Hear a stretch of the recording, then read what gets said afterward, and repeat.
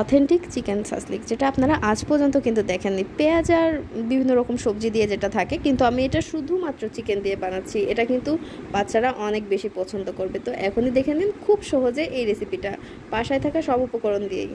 ইফতারেও কিন্তু এই রেসিপিটা দুর্দান্ত যাবে। এটা বলে 200 গ্রাম চিকেন নিয়ে নিয়েছি, তাতে স্বাদ মতো লবণ দিয়ে দিচ্ছি। লবণের পরিমাণটা কম দিয়েছি কারণ এরপর সয়া সস দেওয়া হবে, আর সয়া সসে লবণ থাকে।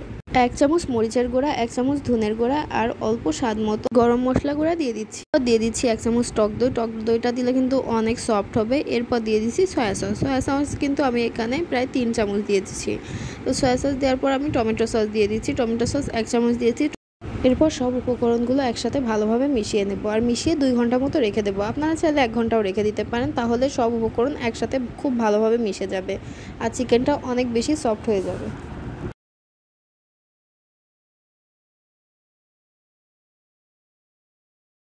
তো আমি 2 ঘন্টা রেখে দিয়েছিলাম। এখন এই সফট আর জুসি চিকেনটা আমি এই স্টিকের মধ্যে এক এক করে দিয়ে দেব।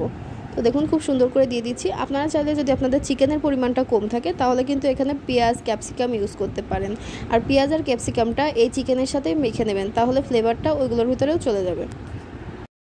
আশা করি এই রেসিপিটা আপনাদের ভালো লাগবে। ভালো লাগলে কিন্তু অবশ্যই কমেন্ট করে জানাবেন।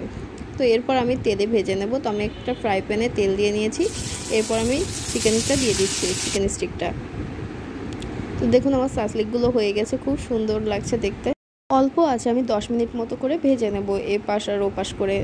আপনারা কিন্তু 10 মিনিটের কমও ভাজতে পারেন। 10 মিনিট মতো ভাজলে খুব সফট হয়ে যাবে।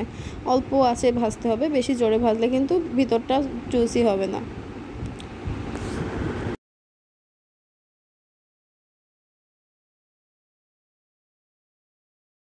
দেখুন অনেক সুন্দর একটা কালার এসেছে। তো আপনারা এরকম আস্তে আস্তে ভাজবেন, তাহলে কালারটা অনেক বেশি সুন্দর আসবে। আর এটা কিন্তু প্রচণ্ড সফট হবে, খেতে একদম দোকানের অথেন্টিক চিকেন সাসলিকের মতোই লাগবে। যদি ওরা অনেক সবজি ইউজ করে, যেগুলো কিন্তু খেতে বেশি একটা ভালো লাগে না, আপনারা যদি শুধু চিকেন দিয়ে বানান আমার মতো, তাহলে কিন্তু এর আসল স্বাদটা পাবেন।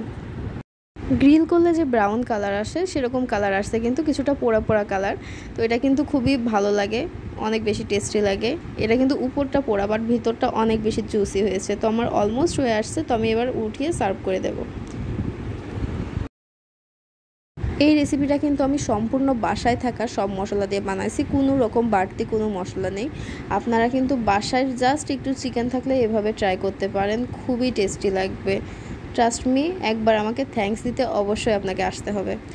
ভালো লাগলে রেসিপিটা সবার সাথে শেয়ার করে দেবেন, ফ্যামিলি ফ্রেন্ডস সবার সাথে শেয়ার করে দেবেন, যেন তাদের বাচ্চাদেরও এইরকম মজাদার চিকেন সাসলিক খাওয়াতে পারে। তো আজকের মতো এ পর্যন্তই। সবাই ভালো থাকবেন, আল্লাহ হাফেজ। আর অবশ্যই লাইক দেবেন, কমেন্ট করে জানাবেন। আর সাবস্ক্রাইব না করলে এখনই সাবস্ক্রাইব করে দেন। আল্লাহ হাফেজ।